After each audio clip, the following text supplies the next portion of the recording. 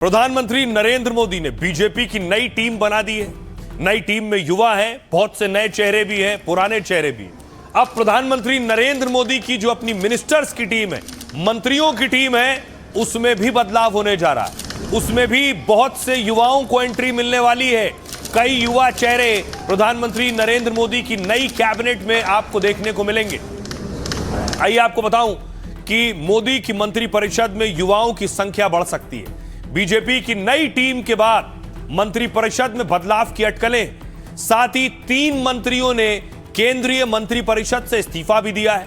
वर्तमान में प्रधानमंत्री को मिलाकर मंत्रिपरिषद में 69 सदस्य हैं। संविधान के अनुच्छेद 75(1)(a) के तहत अधिकतम 81 सदस्य हो सकते हैं। मतलब यह कि मंत्रिपरिषद में भी 12 मंत्रियों की और एंट्री हो सकती है। तो सवाल यह भी है कि क्या मंत्रिपरिषद में युवाओं की संख्या बढ़ेगी?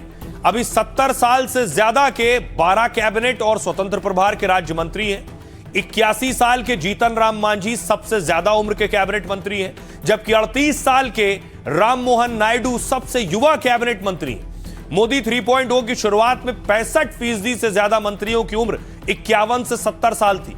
उस वक्त मोदी मंत्रिपरिषद में 31 से 50 साल की उम्र के 24% मंत्री थे। माना यह जा रहा है कि मंत्रिपरिषद में युवाओं को तरजीह मिल सकती है। आगामी चुनाव को देखते हुए कुछ राज्यों से युवाओं को मौका मिलेगा। साथ ही शिवसेना को सांसदों की संख्या बढ़ाने का इनाम मिल सकता है। शिवसेना से श्रीकांत शिंदे के नाम की भी अटकलें लगाई जा रही हैं। एनसीपीआई में शामिल पश्चिम बंगाल के सांसदों को भी मौका मिल सकता है। टीएमसी से एनसीपीआई में शामिल सांसदों में सयानी घोष भी शामिल हैं।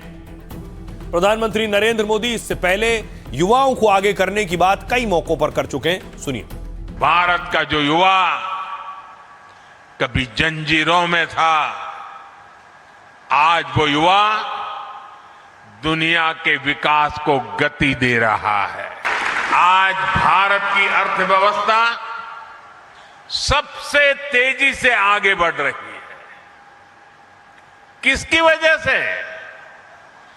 भारत के युवाओं के सामर्थ्य से। आत्मनिर्भर भारत का अभियान हो, मेक इन इंडिया का अभियान हो, इसकी सफलता के पीछे भारत के युवाओं की ही ताकत है। तो प्रधानमंत्री नरेंद्र मोदी की टीम में युवा जुड़ने जा रहे हैं, लेकिन एक युवा सांसद पर बवाल मचा हुआ। युवा सांसद कौन है? कंगना रनौत। कंगना रनौत इससे पहले बाबा रामदेव से भिड़ गई। कुछ ऐसा कहा कि बाबा रामदेव को अच्छा नहीं लगा। बाबा रामदेव ने पहले उन पर टिप्पणी की थी। अब देखिए, कंगना ने एक एक्ट्रेस पर अटैक किया है। यह विज्ञापन है रक्षाबंधन का। इसमें कृति सनन दिख रही है और कृति सनन के कपड़ों पर कंगना ने हमला किया है कि रक्षाबंधन के विज्ञापन में यह कपड़े पहनने की जरूरत क्या थी। और इसके बाद कृति सनन ने भी जवाब दिया है। तो सांसद देखिए कैसे दो सेलिब्रिटीज से उलझ गई। कंगना रनौत ने कहा कि बाबा जी, मेरी जवानी या बेडरूम के सपने मत देखिए, मुझे चरित्र का पाठ मत पढ़ाइए।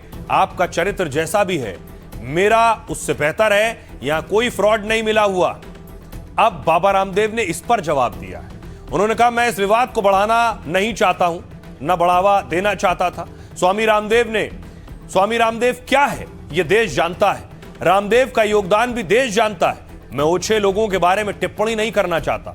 इस पर कंगना ने कहा, बाबा रामदेव ने हर तरह की मर्यादा लांघ दी है। उन्होंने जिस तरह की टिप्पणी एक महिला पर की है, उससे पूरा समाज शर्मसार है। सनातन के जो कपड़े पहनते हैं, उसे शर्मसार किया है। उन्हें महिलाओं के लिए अपनी दृष्टि ठीक करनी चाहिए। कंगना यहां कह रही है, महिलाओं के लिए दृष्टि ठीक करिए। लेकिन यहां देखिए, कंगना ने कृति सनन पर क्या कहा, आगे बताऊंगा। लेकिन तापसी पन्नू से उलझ गई।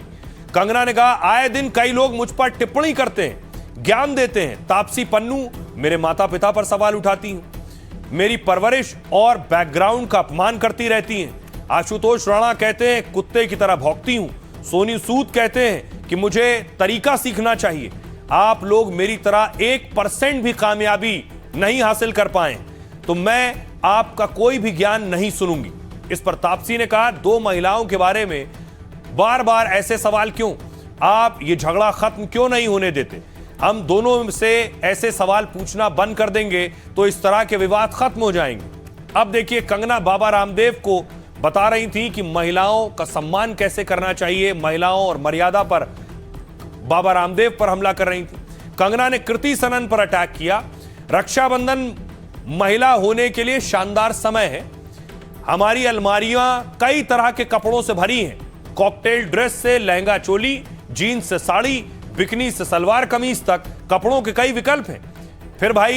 फिर भाई को बिकनी अंडरगारमेंट्स में राखी क्यों बांधेंगी? आपके पास स्टाइल के इतने विकल्प कहां गए? यह विज्ञापन जानबूझकर अजीब बनाया गया लगता है। कृति सनन ने कहा, खूबसूरती त्योहारों में छिपी होती है, कपड़ों में नहीं। आखिर हम महिलाओं को यह बताना कब बंद करेंगे कि उन्हें क्या पहनना चाहिए और क्या नहीं? समय के साथ पारंपरिक फैशन भी बदला है, लेकिन महिलाओं के संस्कार को कपड़ों से मापा जाता है।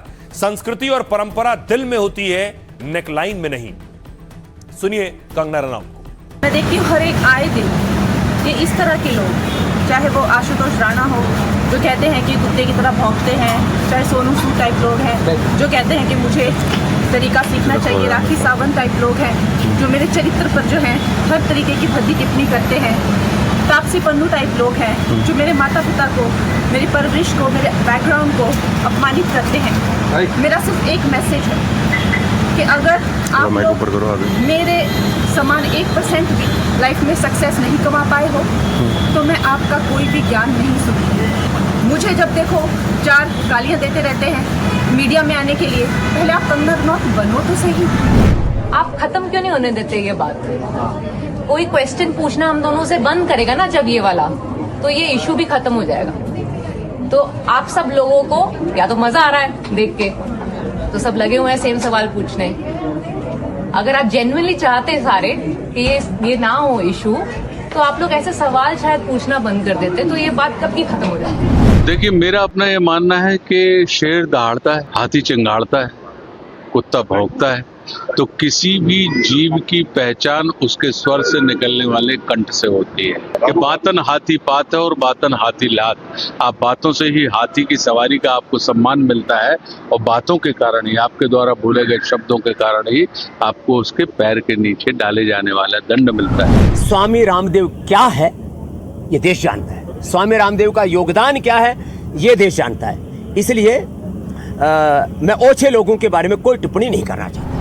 बाबा रामदेव जी की बात है, उन्होंने हर मर्यादा लांघ दी है और उन्होंने जो है जिस तरह की टिप्पणी एक महिला पर की है, सारा समाज शर्मसार है। ये भूखे नंगे लोग मुझ पे लैच ऑन नहीं हो सकते हैं। Enough is enough. तो आपने ये लड़ाई देख ली। आइए खबरों में आगे बढ़ते हैं। अब आपको लिए चलता हूं एक बहुत बड़े शहर जो पानी में डूब चुका है। फिर गया गुरुग्राम पानी में। देखिए जरा तस्वीरें देखिए, सोशल मीडिया पर भी तैर रही हैं और यहां बस तैर रही है। लेकिन अफसोस ये स्कूल बस है। सोचिए, बच्चों को ले जाने वाली स्कूल बस पूरी तरह से पानी में समा गई है। ये बड़े शहरों में शुमार गुरुग्राम की तस्वीरें।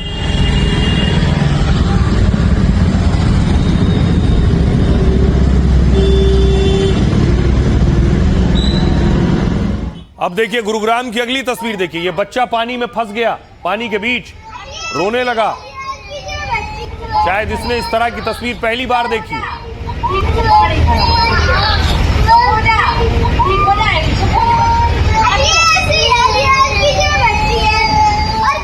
अब देखिए गुरुग्राम का इफ्को चौक, ये देख रहे हैं, ये व्यस्त रोड है और वहां बीच सड़क गहरा गड्ढा हो गया है।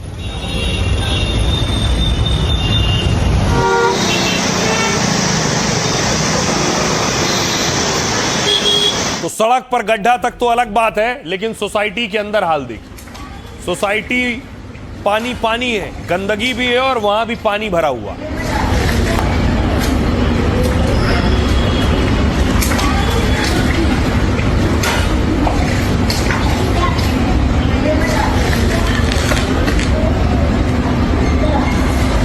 अब बड़ी बात यह है, बच्चे को आप देख रहे हैं कैसे स्कूल पहुंचा है। बड़ी चीज यह है कि करोड़ों की कमाई, फिर भी गुरुग्राम पानी पानी कैसे हो जाता है। गुरुग्राम में आखिर इतना पानी कहां से आ रहा है, कितना पैसा गुरुग्राम के लोग दे रहे हैं टैक्स में, उसके बाद शहर का यह हाल है। देखिए मैं आपको दिखाऊं कि यह आप देख रहे हैं गुरुग्राम का हाल, यह है शहर का हाल। गुरुग्राम की पहचान बड़े कॉरपोरेट और आईटी केंद्र के रूप में। यहां ऊंची इमारतें, बड़े मॉल, महंगी रिहायशी प्रोजेक्ट और दफ्तर हैं। ये शहर ग्लोबल फाइनेंशियल हब और मिलेनियम सिटी कहलाता है क्योंकि ये देश की बड़ी अहम कंपनियों के दफ्तर हैं यहां पर। गुरुग्राम से सालाना 65,000 करोड़ से ज्यादा का कुल टैक्स जाता है। अकेले केंद्र को करीब 48,000 करोड़ का इनकम टैक्स मिलता है।